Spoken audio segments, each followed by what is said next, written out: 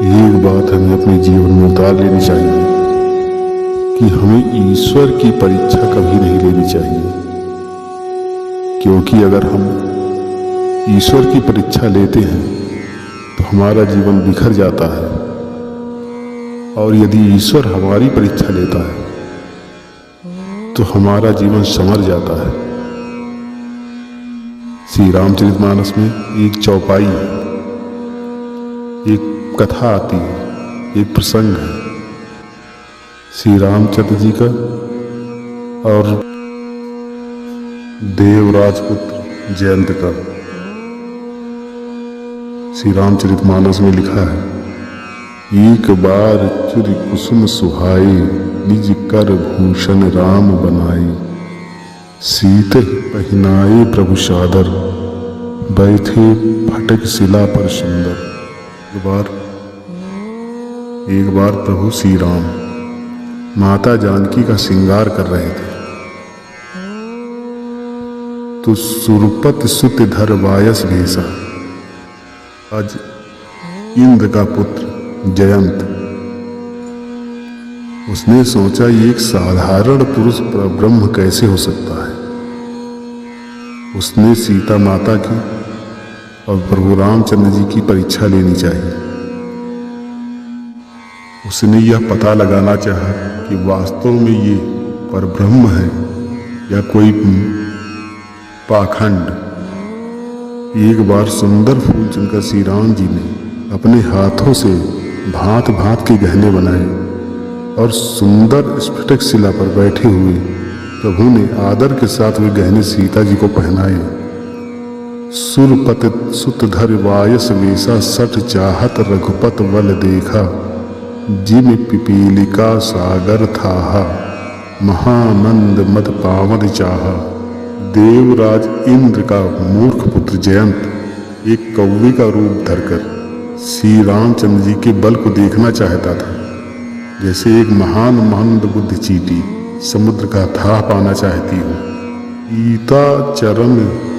सीता चरण चोच हति भागा, मूढ़ मंद मत कारण कागा, चला रुधिर रघुनायक जाना, सीक धनुष सायक संधाना। वह मूढ़ मंद बुद्धि जयंत अपनी मंद बुद्धिता के कारण भगवान के बल की परीक्षा करने के लिए बना हुआ कौवा सीता जी के चरण में चोंच मारकर भागा। वह रक्त बह चला। तब श्री रघुनाथ जी ने जाना और धनुष पर सींग सरकंडा, जो है सरकंडा होता है सींग, उसका बाण बनाकर संधान किया। अति कृपाल रघुनायक सदा दीन पर नेह, तासन आय कीन चल मूरख अवगुण गे। श्री रघुनाथ जी जो अत्यंत ही कृपाल हो और जिनका दीनों पर सदा प्रेम रहता है, उनसे भी उस अवगुणों के घर मूर्ख जयंत ने आकर छल किया। प्रेरित मंत ब्रह्म शरधावा, चला भाज भायस भय पावा, धर निज रूप गयो पित पाही, राम विमुख राखा तिहि नाही। ब्रह्म मंत्र से प्रेरित होकर वो ब्रह्म बाण जयंत की तरफ दौड़ा। जयंत अपना कौवे का रूप त्याग कर निज रूप में आकर अपने पिता के घर यानी इंद्र के पास गया, पर श्री राम जी का विरोधी जानकर इंद्र ने भी उसको अपने पास नहीं रखा। भा निराश उपजी मन त्रासा, जथा चक्र भैरिस दुर्वासा, ब्रह्म धाम शिवपुर सब लोका, फिरा श्रमित व्याकुल भय शोका। तब वह निराश हो गया, उसके मन में भय उत्पन्न हो गया, जैसे दुर्वासा ऋषि चक्र से भय उत्पन्न हुआ था। ये कथा दूसरी है, इसको फिर अगली किसी वीडियो में बताएंगे। वह ब्रह्मलोक शिवलोक आज समस्त लोकों में थका हुआ और भय से शोक से व्याकुल होकर भागता रहा। काहू बैठन कहा न वोही, राखी को सगई राम कर द्रोही, मात मृत्यु पितु समन समाना, सुधा होय विषय सुनि हरि जाना। अपनी शरण देना तो दूर, किसी ने जयंत को बैठने तक के लिए नहीं कहा। वो जहां भी जाता वो ब्रह्मबाण, वो सरकंडा उसका पीछा करता रहता, वो भागता रहता। सभी वह जब किसी के पास जाता तो वो कहता, भैया तुम भागो यहाँ से, तुम्हारा कोई काम नहीं है, तुम श्री रामचंद्र जी की विरोधी हो, तुमने उनकी परीक्षा लेनी चाहिए, मैं तुम्हें अपनी शरण में नहीं रख सकता। काकभूषण जी कहते हैं, हे गरुड़ सुनिए, उसके लिए माता मृत्यु के समान, पिता यमराज के समान और अमृत विष के समान हो गया था। मित्र करय रिपकय करनी, ता कहूँ विबुध नदी बैतरनी, सब जग ताहि अनलहु ते ताता, जो रघुबीर विमुख सुन भ्राता। मित्र सैकड़ों शत्रुओं की समान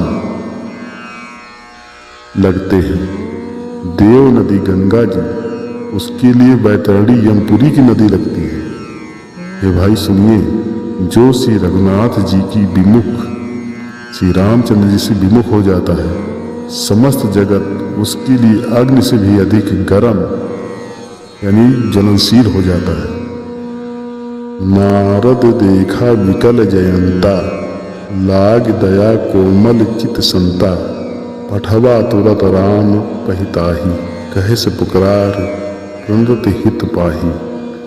नारद जी जब जयंत को देखते हैं तो व्याकुल हो जाते हैं, क्योंकि वो नारद जी संत है, संत का हृदय कोमल होता है।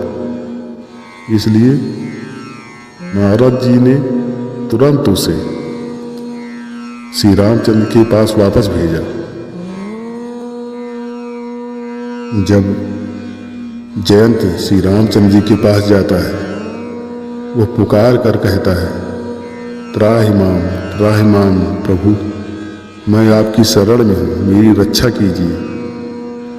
आतुर सभय गहे से पद जाई, त्राहि त्राहि दयाल रघुराई, अतुलित बल अतुलित प्रभुताई, मैं मतिमंद जान नहीं पाई। आतुर और भयभीत जयंत ने जाकर श्री रामचंद्र जी की चरण पकड़ी और कहा, हे दयाल रघुनाथ जी रक्षा कीजिए। आपकी अतुलित बल और आपकी अतुलित प्रभुता को मैं मतिमंद नहीं जान पाया। निज कृत कर्म जनित फल पायो, अब प्रभु पाहि शरण तक आयो। सुन कृपाल यति आरत बानी, एक नयन करि तजा भवानी। भगवान शिव कहते हैं, जयंत कहता है, मैंने अपने किए हुए कुकर्मों का फल पा लिया, अब प्रभु मेरी रक्षा कीजिए, मैं आपकी शरण में हूँ। शंकर भगवान माता पार्वती से इस प्रसंग की व्याख्या करते हुए कहते कि हे पार्वती, कृपाल रघुनाथ जी ने उसकी अत्यंत दुख भरी वाणी सुनकर उसे एक आंख का काना करके छोड़ दिया। कहने का आशय है कि जयंत ने सीता जी के चरण में चोंच तो मारी ही थी, लेकिन जिन आंखों से उसने प्रभु राम और माता सीता के आचरण पर शंका की थी, उस आंख को प्रभु ने छीन लिया। इसीलिए उसको एक आंख का काना करके छोड़ दिया। इसीलिए संत जन कहते हैं कि जब ईश्वर परीक्षा लेता है तो जीवन निखर जाता है, लेकिन जब कोई मनुष्य ईश्वर की परीक्षा लेता है तो उस मनुष्य का जीवन बिखर जाता है।